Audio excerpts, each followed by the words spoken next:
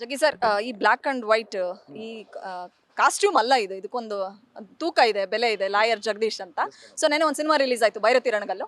Black underworld Don ಯಾಕೆ ಆಗ್ತಾನೆ, gangster ಯಾಕೆ ಆಗ್ತಾನೆ ಭೈರತಿ ರಣಗಲ್ ಅನ್ನೋದು ಒಂದು. ಜೊತೆಗೆ ವೈಟ್ ಅಂದ್ರೆ ಪ್ಯೂರಿಟಿ ಅಂತ.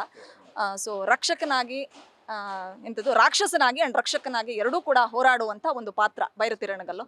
ಸೊ ನೀವು ಕೂಡ ಬ್ಲ್ಯಾಕ್ ಅಂಡ್ ವೈಟ್ ಹಾಕೊಂಡಿದ್ದೀರಾ.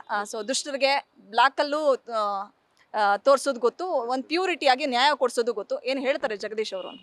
ಇಲ್ಲ ಮೇಡಮ್, ನೋಡಿ ಮೇಡಮ್, ಇದು ನಮ್ಮ ದೇಶ ಸಂವಿಧಾನಿಕವಾಗಿ ನಮಗೆ ಈ ಸಂವಿಧಾನವನ್ನು ಬರ್ಕೊಂಡು ನಮಗೆ ನಾವು ಕೊಟ್ಕೊಂಡಿದ್ದೀವಿ. ಡಾಕ್ಟರ್ ಬಿ ಆರ್ ಅಂಬೇಡ್ಕರ್ ಅವರು 78 ವರ್ಷ ಆದರೂ ಕೂಡ ಈ ಸಂವಿಧಾನದ ತನ್ನದೇ ಆದಂಥ ಪವರ್ಸ್ ಇದೆ. ಆ ಸಂವಿಧಾನದ ಕಡೆ ಮೂರೂ ಭಜನೆಗಳು ಅರ್ಲಿಕ್ಕೆ ಪ್ರೆಸಿಡೆನ್ಸಿ ಆಗಿರ್ಬೋದು, ಎಕ್ಸಿಕ್ಯೂಟಿವ್ ಆಗಿರ್ಬೋದು, ಒಂದು ಪೊಲಿಟಿಕ್ಸ್ ಆಗಿರ್ಬೋದು, ಅಥವಾ ಐ ಥಿಂಕ್ ಇವರು ಜುಡಿಷಿಯರಿ ಆಗಿರ್ಬೋದು ಕೆಲಸ ಮಾಡ್ತಾರೆ. ಮೇಡಮ್, ಇಲ್ಲಿ ನಾವು ಸ್ಯಾಂಡಲ್ವುಡನ್ನು ಇಟ್ಕೊಂಡಿರೋದು ನಾವು ಚಿತ್ರಗಳನ್ನು ಮಾಡಿ ಮನೋರಂಜನೆ ಕೊಡೋಕ್ಕೆ ಹೊರತು ಅಲ್ಲಿ ಡಾನ್ಗಿರಿ ಮಾಡೋಕ್ಕಂತೂ ಅಲ್ಲ. ನಿನ್ನ ಡಾನ್ಗಿರಿ ಏನಾದ್ರು ಮಾಡ್ತಾ ಇದ್ರೆ ಇವತ್ತು ನಿನ್ಗೆ ಆಲ್ರೆಡಿ ಕರ್ಮ ಹಿಂದೆ ಬಿದ್ದಿದೆ. ದರ್ಶನ್ ನಾನು ಹೇಳಿದೇನಂತ ಗೊತ್ತಿಲ್ದಿರೋ ನಿನ್ನ ಕರ್ಮ ಮಾಡ್ಕೊಂಡಿದ್ಯಾ.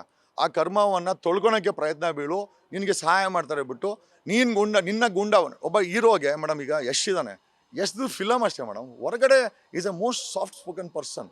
ಸುದೀಪ್ ಸರ್ ಬಿಗ್ ಬಾಸಲ್ಲಿ ಹೆಂಗಿರ್ತಾರೆ ಬೇರೆ ವಿಚಾರ, ಅದರ್ವೈಸ್ ಪರ್ಸನಲಿ ಭೇಟಿ ಮಾಡಿದಾಗ ಅದೇ ಮೇಡಮ್ ಎಲ್ಲರೂ ನಮ್ಮ ಹತ್ರ ನಿದರ್ಶನ ಇದ್ದಾರೆ. ಯಾರ್ದು ಸಮಸ್ಯೆ ಇಲ್ಲ. ದರ್ಶನ್ ಒಬ್ಬಂದೇ ಯಾಕೆ ಈ ಥರ ಅನ್ನೋದು ಒಂದು ಪ್ರಶ್ನೆ. ಒಂದು ನನಗೆ ಯಾರೋ ಹೇಳಿದ್ದು, ಹೆಣ್ಮಕ್ಳಿಗೆ ಧಮಕಿಗಳು ಕೊಡೋದು, ಪ್ರೊಡ್ಯೂಸರ್ಗಳಿಗೆ ಧಮಕಿ ಕೊಡೋದು, ಒಂದು ಅನ್ಸೀನ್ ಗ್ಯಾಂಗನ್ನೇ ಅವನು ಕಟ್ಕೊಂಡಿದ್ದಾನೆ ಇದರಲ್ಲಿ ನಮ್ಮ ಸ್ಯಾಂಡಲ್ವುಡಲ್ಲಿ. ನಾವು ಅದನ್ನು ಬ್ರೇಕ್ ಮಾಡ್ತೀವಿ, ನಾವು ಹೇಳ್ಬಿಟ್ಟೆ ಬ್ರೇಕ್ ಮಾಡ್ತೀವಿ. ಯಾಕಂದ್ರೆ ನಾನು ಹೇಳ್ಬಿಟ್ಟೆ ಮಾಡಿ ಕೆಲಸ.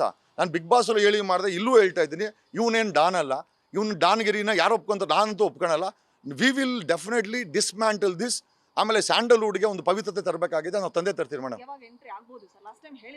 ಅಲ್ಲ ಡೆಫಿನೆಟ್ಲಿ ಅಲ್ಲ, ಅವನು ಪ್ಲಾಟ್ಫಾರ್ಮ್ ಅಲ್ಲ ನಾನು ಡೆಫಿನೆಟ್ಲಿ ಎಂಟ್ರಿ ಆಗ್ತೇವೆ ವೆರಿ ಶಾರ್ಟ್ಲಿ. ಇದೆ ಬಿಗ್ ಬಾಸ್ ಮುಗಿಸ್ಕೊಂಡು ನ್ಯೂ ಇಯರ್ಗೆ will definitely crack this fellows. ಒಂದು ಈ 70,000 ಗ್ಯಾಂಗ್ ಏನು ಮಾಡಿದ್ದಾನೆ ಅದರಲ್ಲೂ ನಾವು ಒಂದು 4-5 ಭಾಗ ಮಾಡಿದ್ದೀವಿ. ಒಂದು ಸಾಫ್ಟು, ಒಂದು ಮಿಡಲ್ಲು, ಇನ್ನೊಂದು ಹೈ ಎಂಡ್ ಗ್ಯಾಂಗ್ಗಳಿದೆ. ನಾವು ಅದರಲ್ಲೂ ಕೂಡ already we have worked out ಏನೋ ಸಪ್ರೇಷನ್ಸು. ಅದರಲ್ಲೊಂದು ಡ್ರಗ್ ಗ್ಯಾಂಗ್ ಸಹ ಇದೆ, ಇವರ ಡ್ರಗ್ ಡೀಲಿಂಗ್ ಗ್ಯಾಂಗ್ ಸಹ ಇದೆ. Trafficking drugs.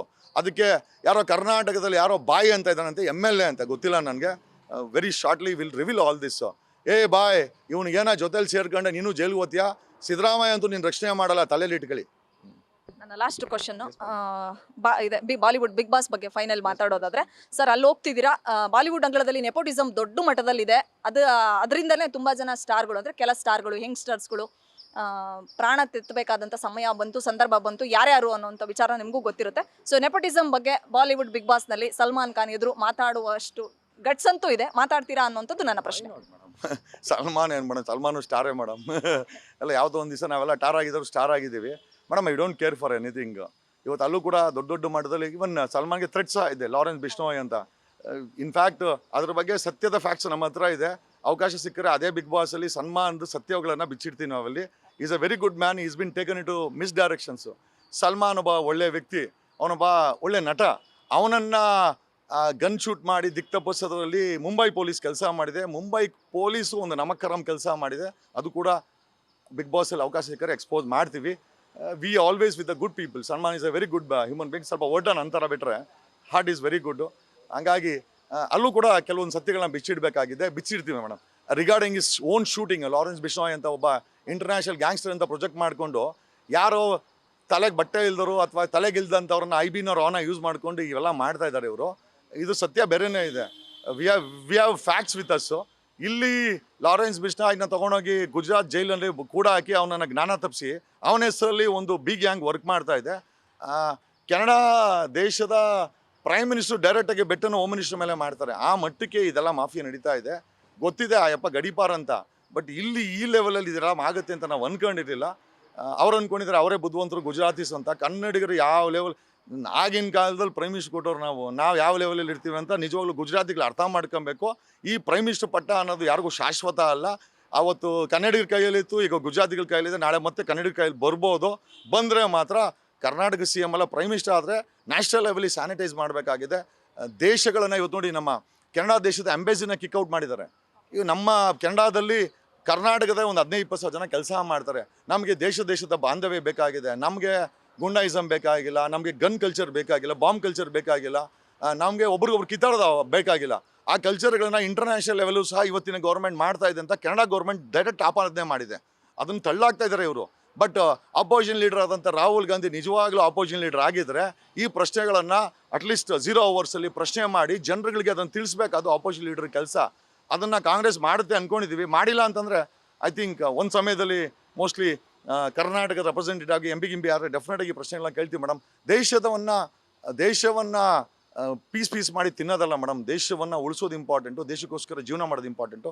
ಅದು ಮಾಡ್ತೀವಿ ಮೇಡಮ್. 24 ಅವರ್ಸಲ್ಲಿ ಅದು ಎಷ್ಟು ಟೈಮು ನಿಮಗೆ ಅಂತ ಕೊಡ್ತಿರೋ ಗೊತ್ತಿಲ್ಲ. ಇಷ್ಟೆಲ್ಲ ವಿಚಾರಗಳನ್ನ ಕಲೆ ಹಾಕಬೇಕು, ತಿಳ್ಕೊಳ್ಬೇಕು ಅಂದರೆ ತಮಾಷೆ ಮಾತಲ್ಲ ಸರ್. ಇರಲಿ, ಒಳ್ಳೇದಾಗಲಿ. ಬಟ್ ಗೋವಾದಲ್ಲಿ ಒಂದು ಟೈಮಲ್ಲಿ ಒಂದೊತ್ತಿನ ಊಟಕ್ಕೆ ಪರದಾಡ್ತಿದ್ದಂಥ ನಮ್ಮ ಜಗ್ಗಿ ಬಾಯ್ ಇವತ್ತು ಕೋಟಿಗಳನ್ನ ಎಣಿಸ್ತಾ ಇದ್ದಾರೆ.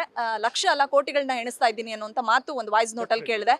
ಸೊ ಅದೇ ಕೋಟಿ ಲೈನ್ಡ್ ಅಪ್ ಒಂದು ಸಮಯದಲ್ಲಿ ಅಲ್ಲ, ಇಟ್ಸ್ ಆನ್ ರೆಕಾರ್ಡ್. 5 ದಿವಸ ನಾನು ನನ್ನ ಮಗಳು ಊಟ ಮಾಡಿಲ್ಲ. ನನಗೆ ಒಂದು ತುತ್ತು ಅನ್ನದ ಬೆಲೆ ಗೊತ್ತಿದೆ, ಜೋಬಲ್ ಕಾಸಿಲ್ಲ ಅಂತಂದರೆ ನನ್ನ ಬೆಲೆ ಗೊತ್ತಾಗಿದೆ. ಅದೇ ಹೇಳ್ತಾರಲ್ಲ, ಖಾಲಿ ಜೇಬ್ ಮತ್ತು ಖಾಲಿ ಪೇಟ್ ಜೋ ಸಿಕ್ಕಾತಾ ಏನಾ ದುನಿಯಾ ಕಾ ಕೊಯ್ ಬಿ ಯೂನಿವರ್ಸಿಟಿ ನೈ ಸಿಕ್ಕಾತ. ಅಂದರೆ ಖಾಲಿ ಹೊಟ್ಟೆ ಮತ್ತು ಖಾಲಿ ಜೇಬು ಏನು ಪಾಠ ಹೇಳ್ಕೊಡ್ತೆ ದುನಿಯಾದ ಯಾವುದೇ ಯೂನಿವರ್ಸಿಟಿ ಹೇಳ್ಕೊಡಲ್ಲ ಅಂತ. ಆ ಪಾಠ ನಾನು ಕಲ್ತ್ಕೊಂಡೆ ಇಲ್ಲಿಗೆ ಬಂದಿರೋದು. ಆ ಹೊಟ್ಟೆ ಹುಸಿ ಬೆಲೆ ಗೊತ್ತಿದೆ ನನಗೆ, ಆ ಕಣ್ಣೀರಿನ ಬೆಲೆ ಗೊತ್ತಿದೆ. ಆವತ್ತಿನ ಪರಿಸ್ಥಿತಿನಲ್ಲಿ ಒಂದು ಪುಟ್ಟ ಮಗು ನನಗೆ ಊಟ ಅಂತ ಕೇಳಿದಾಗ ಇಲ್ಲ ಅಂದಾಗ ನನಗೆ ಎಷ್ಟು ನೋವಾಗಿದೆ ಗೊತ್ತಿದೆ. ಆ ನೋವನ್ನು ಸಮಾಜದಲ್ಲಿ ನಾನು ನೋಡ್ತಾ ಇದ್ದೀನಿ. ಪ್ರತಿಯೊಂದು ಕಣ್ಣೀರು, ಪ್ರತಿಯೊಬ್ಬರು ಕಣ್ಣೀರು ಬರ್ತಾರ ಕಣ್ಣೀರು ಕೂಡ ನನ್ನ ಕಣ್ಣೀರಾಗಿದೆ. ಆ ಕಣ್ಣೀರು ನನಗೆ ಫೀಲ್ ಆಗುತ್ತೆ. ಈ ಸಮಾಜವನ್ನು ಸೃಷ್ಟಿ ಮಾಡೇ ಮಾಡ್ತೀವಿ. ದೇಶವನ್ನು ಸಮೃದ್ಧಿ ಮಾಡಬೇಕಾಗಿದೆ. ಬೇರೆ ದೇಶಗಳ ಜೊತೆ ನಮ್ಮ ದೇಶದ ಸಂಬಂಧ ಚೆನ್ನಾಗಿರಬೇಕು. ಕೆನಡಾಗೆ ನಮ್ಮ ಜನ ವಲಸೆ ಹೋಗ್ತಾರೆ ಕೆಲಸ ಮಾಡೋಕ್ಕೆ. ಕೆನಡಾ ದೇಶದ ಸಂಬಂಧ ಇವತ್ತು ಹದಗೆಡಿಸ್ಕೊಂಡಿದ್ದೀವಿ ನಾವು. ಯಾರೋ ಒಬ್ಬ ಗುಜರಾತಿಗಳ ಕೈಗೆ ದೇಶದ ಆಡಳಿತವನ್ನು ಕೊಟ್ಟು ಯಾವುದೋ ಒಂದು ಧರ್ಮದ ಹೆಸರಲ್ಲಿ we are going to set it right.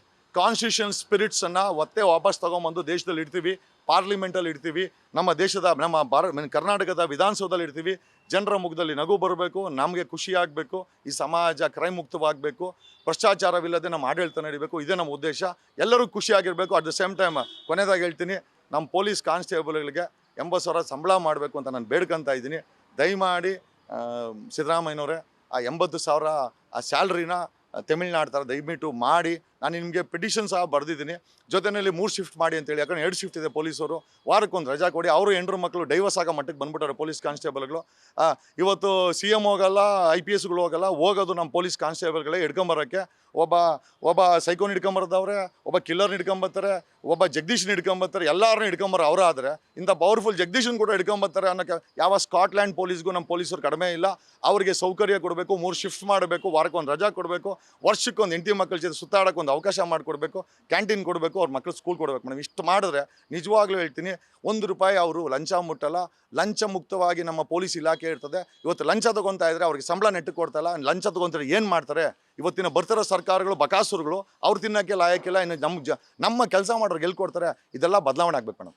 Sir, ನಮ್ಮ ಬಿಗ್ ಬಾಸ್ ಶೋನಿಂದ ನಿಮ್ಗೆ ಇಷ್ಟೆಲ್ಲ ಪಾಪ್ಯುಲಾರಿಟಿ ಸಿಕ್ಕಿದ್ದು, ಇಷ್ಟು ಜನಪ್ರಿಯತೆ ಸಿಕ್ಕಿದ್ದು ಮುಂಚೆನೂ ಇತ್ತು. ಬಟ್ ಒಂದು ತೂಕ ಜಾಸ್ತಿ ಆಗ್ಲಿಕ್ಕೆ ಸೊ ಇವಾಗ ಫೈನಲಿ ಬಿಗ್ ಬಾಸ್ ನೀವು ಹಿಂದಿಗೆ ಹೋಗ್ಬಿಟ್ರೆ ನಮ್ಮ ಬಿಗ್ ಬಾಸ್ಗೆ ವೈಲ್ಡ್ ಕಾರ್ಡ್ ಎಂಟ್ರಿ ಕೊಡೋರು ಯಾರು? ನಮ್ಮ ಬಿಗ್ ಬಾಸ್ ಬಗ್ಗೆ ಮಾತಾಡೋದು. ಈಗ ನನಗೆ ಅದು ಬೇಸಿಕಲಿ ಈಗ ನನಗೂ ಮತ್ತೆ ಅದೇ ಬಾಲಿವುಡ್ ಬಿಗ್ ಬಾಸ್ಗೂ ಇಲ್ಲಿಗೆ ಏನು ಕ್ಲಾಶ್ ಆಗ್ತಾ ಇದೆ ಅಂತಂದ್ರೆ, ನಾನು ಪರ್ಟಿಕ್ಯುಲರ್ಲಿ ಇಲ್ಲಿ ವೈಲ್ಡ್ ಕಾರ್ಡ್ ಎಂಟ್ರಿ ನಾನು ಕೇಳ್ತಾ ಇದ್ದೀನಿ. This is my condition. ಯಾಕಂದ್ರೆ ನನ್ನ ಜನ ಇಲ್ಲಿ ನಾನು ಬೆಳೆಸಿದ್ದು ಅಟ್ಲೀಸ್ಟ್ ಲಾಸ್ಟ್ 3 ವೀಕ್ಸ್ ನಾನು ಇಲ್ಲಿ ಇರಲೇಬೇಕು ಅನ್ನೋದು ನನ್ನ ಒಂದು ಉದ್ದೇಶ. ಅವರು ಇಲ್ಲ ಪೂರ್ತಿ ಅಲ್ಲಿ ಬನ್ನಿ ಅಂತ ಹೇಳ್ತಾರೆ. ನಾನು ಹೇಳಿದೆ ಲಾಸ್ಟ್ 3 ವೀಕ್ಸ್ ನನ್ನ ಬಿಟ್ಬಿಡಿ. ಇದು ನನ್ನ ಜನಕ್ಕೆ ನಾನು ಎಂಟರ್ಟೈನ್ಮೆಂಟ್, ನನಗೇನು ಗೆಲ್ಲೋದು ಬೇಕಾಗಿಲ್ಲ, ನಾನು ಕಪ್ಪು ತೊಗೊಳೋದು ಬೇಕಲ್ಲ, ನಾನು ಕಪ್ಪು ಬೇಡ ನನಗೆ. But I want to be with that cup. ಆ ಕಪ್ಪು ಯಾರು ಗೆಲ್ತಾನೆ ಅವ್ರ ಜೊತೆ ನಾನು ನಿಂತ್ಕೊಬೇಕು, ಜನರಿಗೆ ನಾನು ಮನೋರಂಜನೆ ಕೊಡಬೇಕು. ಹಂಗಾಗಿ 3 ವಾರ ನಾನು ಇಲ್ಲಿ ಅವಕಾಶ ಕೇಳ್ತಾ ಇದ್ದೀನಿ. ಮಿಕ್ಕಿದ ಬೇಕಾದ್ರೆ ನಾನು ಬಾಲಿವುಡಲ್ಲಿ ಬೇಕಾದ್ರೆ ಇದು ಮಾಡ್ತೀನಿ. That is what my request is. ಈ ಡೇಟ್ ಮ್ಯಾನೇಜ್ಮೆಂಟಲ್ಲಿ ಸ್ವಲ್ಪ ನಮಗೂ ಅವ್ರಿಗೂ ವ್ಯತ್ಯಾಸಗಳಿದೆ. I think they are working. ನನ್ನ ಫೀಸಿಬಲ್ ಆಗಂಗೆ ವರ್ಕ್ ಮಾಡ್ತಾ ಇದ್ದಾರೆ ಮೇಡಮ್. ಸರ್, ಒಳ್ಳೇದಾಗ್ಲಿ, all the best. Big boss ಮನೆಯಿಂದ ಬಂದು ಫಸ್ಟು ನನಗೆ ರಿಯಾಕ್ಷನ್ ಕೊಟ್ಟಿದ್ರಿ. ಬಾಲಿವುಡ್ ಬಿಗ್ ಬಾಸ್ಗೆ ಹೋಗಿ ಅಲ್ಲೂ ಕೂಡ ನಮ್ಮ ಕನ್ನಡದ ಒಂದು ಕೆಪಾಸಿಟಿ ಏನು, ನಮ್ಮ ಕನ್ನಡ ಬಿಗ್ ಬಾಸ್ ಸ್ಪರ್ಧಿಗಳ ಕ್ಯಾಲಿಬರ್ ಏನು ಅನ್ನೋದು ಅಲ್ಲೂ ಗೊತ್ತಾಗಲಿ ಅನ್ನೋದೇ ನನ್ನ ಆಶೆ. ನನ್ನ ಕೊನೆ ಮಾತು, ನಿಮಗೆ ರೆಸಾರ್ಟ್ ರಾಜಕಾರಣದ ಬಗ್ಗೆ ನಿಮ್ಮ ಒಪಿನಿಯನ್ ಏನಿದೆ ನನಗೆ ಗೊತ್ತಿಲ್ಲ. ನಿನ್ನೆ ಭೈರತಿ ರಣಗಲ್ ಸಿನಿಮಾದಲ್ಲಿ ನಮ್ಮ ರಕ್ಷಣೆ ಅಂದರೆ ನಮ್ಮ ಕಾರ್ಮಿಕರನ್ನ, ನಮ್ಮ ರೈತರನ್ನ ರಕ್ಷಣೆ ಮಾಡೋದಕ್ಕೆ ಶಿವಣ್ಣ ಅದರಲ್ಲಿ ಎಲ್ಲ MLAಗಳಿಗೂ ಅವ್ರು ಎಷ್ಟೆಷ್ಟು KG ತೂಗ್ತಾರೋ ಅಷ್ಟೆಷ್ಟು KG ತುಲಾಭಾರ ಮಾಡಿ ದುಡ್ಡು ಕೊಟ್ಬಿಟ್ಟು ಅವ್ರದ್ದೇ ಆದಂಥ ಒಂದು ಪಕ್ಷನ, ಅಂದ್ರೆ ಅವ್ರ ಪರವಾಗಿರ್ತಕ್ಕಂಥ ವ್ಯಕ್ತಿನ ನಿಲ್ಲಿಸಿ ಗೆಲ್ಲಿಸ್ಕೊಳ್ತಾರೆ. ಮುಂದಿನ ದಿನಗಳಲ್ಲಿ ಆ ರೀತಿಯ ಸಮಯ ಸಂದರ್ಭ ಬಂದರೆ ಕೋಟಿಗಳಿಗೆ ಬೆಲೆ ಬಾಳ್ತಕ್ಕಂಥ ನೀವು ಅವರೆಷ್ಟು ತೂಗ್ತಾರೋ ಅಷ್ಟೇ ತುಲಾಭಾರ ಮಾಡಿ ದುಡ್ಡು ಕೊಟ್ಟು ನಮ್ಮ ಜನರ ಪರವಾಗಿರಿ ಅನ್ನೋದೇ ನನ್ನ ಆಶಯ. Thank you so much. ಇದಿಷ್ಟು ಲಾಯರ್ ಜಗದೀಶ್ ಅವರ ಮಾತುಗಳಾಗಿತ್ತು. ಬಾಲಿವುಡ್ ಬಿಗ್ ಬಾಸ್ ಅಂಗಳದಿಂದ ಅವರಿಗೆ ಒಂದು ಬಿಗ್ ಆಫರ್ ಬಂದಿದೆ. ಸೊ ವೈಲ್ಡ್ ಕಾರ್ಡ್ ಎಂಟ್ರಿ ಮೂಲಕ ಭರ್ಜರಿಯಾಗಿ ಎಂಟ್ರಿ ಕೊಡಬೇಕು ಅನ್ನೋಂಥದ್ದು ಅವರ ಆಶೆ, ನಮ್ಮ ಆಶಯ ಕೂಡ. ನಮ್ಮ ಕನ್ನಡಿಗರ ಕೆಪಾಸಿಟಿ ಏನು, ಕರ್ನಾಟಕದ ಕಲಾವಿದರ ತಾಕತ್ತೇನು ಅನ್ನೋಂಥದ್ದು ಇವತ್ತು ಇಡೀ ಭಾರತೀಯ ಚಿತ್ರರಂಗಕ್ಕೆ ಗೊತ್ತಾಗಿದೆ. ಸೊ ಕನ್ನಡ ಬಿಗ್ ಬಾಸ್ ಇಂದ ಬಾಲಿವುಡ್ ಬಿಗ್ ಬಾಸ್ ಹೋಗುವಂತ ಆದಿಯಲ್ಲಿದ್ದಾರೆ ಲಾಯರ್ ಜಗದೀಶ್ ಅವರು. ಅವ್ರಿಗೆ ಒಳ್ಳೇದಾಗ್ಲಿ. ಅಲ್ಲೂ ಕೂಡ ಎಂಟರ್ಟೈನ್ಮೆಂಟ್ ಮಾಡ್ತಾ ಒಂದು ವೇಳೆ ಅವಕಾಶ ಸಿಕ್ಕರೆ ಬಾಲಿವುಡ್ ಬಿಗ್ ಬಾಸ್ನಲ್ಲಿ ಅವರೇ ಕೂಡ ಟ್ರೋಫಿ ಹಿಡೀಲಿ ಅನ್ನೋದೇ ನಮ್ಮೆಲ್ಲರ ಆಶಯ. ಬೆಂಗಳೂರಿನಿಂದ ಕ್ಯಾಮ್ರಾ ಪರ್ಸನ್ ಯುವರಾಜ್ ಜೊತೆ Vishalakshi, entertainment bureau, guarantee news. Guarantee news, ಸುದ್ದಿ ಖಚಿತ, ನ್ಯಾಯ ನಿಶ್ಚಿತ.